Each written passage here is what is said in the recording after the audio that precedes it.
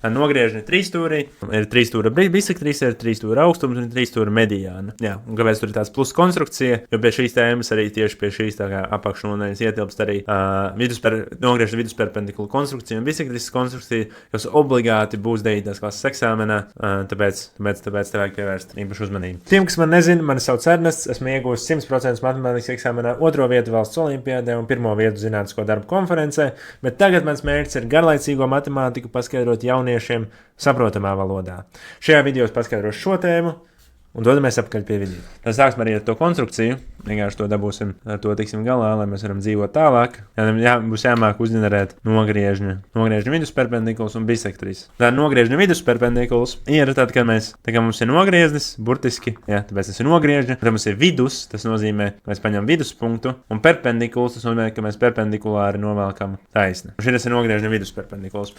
Un bisektrise ir tā, kā mums ir leņķis, un bisektrise ir tāds stars, kas sadala šo leņķi tieši uz pusēm. Bisektrise ir stars, kas sadala leņķi uz pusēm. Jā, un šī ir bisektrise. Un tad kā šo visu uzkonstruēt, izmantojot cirkuli pa lielam. Okay? Tātad, kā mēs darām šo te vidusperpendikulu, tātad mums ir nogrieznis. Ko mēs darām? Mēs ieliekam cirkuļa adatiņu šajā te punktā un novelkam tādu riņķa līniju. Nevajag obligāti pilnu vilkt, galvenais, lai viņa ir pāri centram, un galvenais tas, vai es jums parādīšu, galvenais, lai jūs varat uzzīmēt tikai šo loka daļu, jums nevajag vilkt pilnu līniju, galvenais, ka šī loka daļa, šīs te pusriņas ir uzzīmēts, jo tas būs vissvarīgākais, jūs sapratīsiet, kāpēc. Jūs viņu uzvalkat, un tādu pašu arī uzvalkat arī otrā. Un kā jūs redzējāt, svarīgi, lai ka jūs uzliekat to tā kā rādījus lielāku pa to vidiņu, un tā lai beigās krustojās šīs riņķa līnijas. Un kā jūs redzat, un tad tur, kur te krustojās šīs riņķa līnijas, caur turieni mēs novelkam šo te ar lineāli novelkam šo te taisni, un tad šis arī tad būs tas te vidusperpendikuls, šā noteikti ģenerācija. Bisektrisē ir bišķi vairāk soļi, bet ļoti, ļoti līdzīgi. Ja tu esi ticis šitik tālu un tev tas likās noderīgi, tad būšu ļoti pateicīgs, ja tu uzspiedīsi pogu abonēt jeb subscribe, lai es varu turpināt palīdzēt tev uzlabot savas matemātikas zināšanas. Tātad jums būs iedots kaut kāds leņķis, ko jūs darat, līdzīgi kā tur, nevis kā tur, bet tātad uzvalkam riņķi, protams, sākuma punktā, šādi te. Ja, galvenais to loku, lai mēs to vietu, lai mēs zinām šos te krustpunktus. Un tad, tā kā mums te ir krustpunkts, tad mēs būtībā uzģenerēsim vidusperpendikulu šitam te nogriezdam. Ja, šim te nogriezdam vidusperpendikuls būs tad arī bisektrise, ja, bet mēs tā nezīmējam to nogriezni.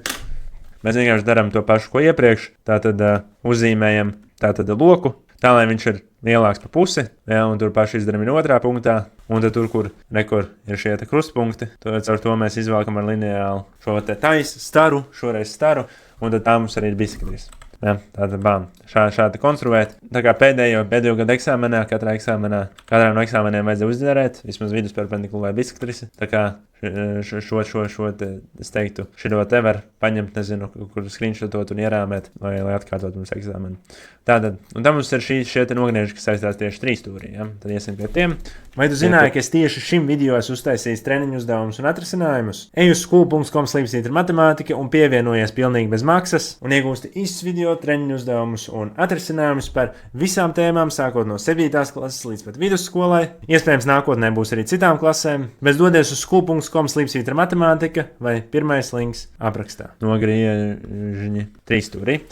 Tad mums bija bisektrise, mēs jau uzzinājām, ka tā ir līnija, kas dala leņķus pusēm, un tātad rekord ir tātad 3 stūrī, tātad mēs velkam no viena stūra, un mēs viņu velkam tā, ka viņi sadala šo te leņķu uz pusēm. Tā ir 3 stūra bisektrise, un viņi var novelkt daļiem no jebkuras virsotnes, no jebkuras stūra, ja, un novelkam tā, ka viņi sadala attiecīgo leņķi uz pusēm. Tās ir bisektrises. Tad mums ir augstums, un augstums ir perpendikuls no pretējās virsotnes pret malu. Tātad, ja mums ir 3 stūris, tad mēs paņemam, ja mēs gribam novelkt augstumu pret šo malu, mēs paņemam pretējo šo te stūri un novelkam taisnu šo te perpendikulu pret apakšējo malu, kad bija perpendikuls. Mēs jau skatījāmies pie tās tēmas, kur bija ievas ģeometrijā, bet būtībā novelkam tādu nogriezni, kas ir perpendikulārs pret to malu. Augstumu arī novelk šādā veidā, arī pret šo malu, uzzīmējam perpendikulāru, varam sazīmēt šos te augstumus pret tām malām. Un tad pēdējais, kas mums ir mediāna.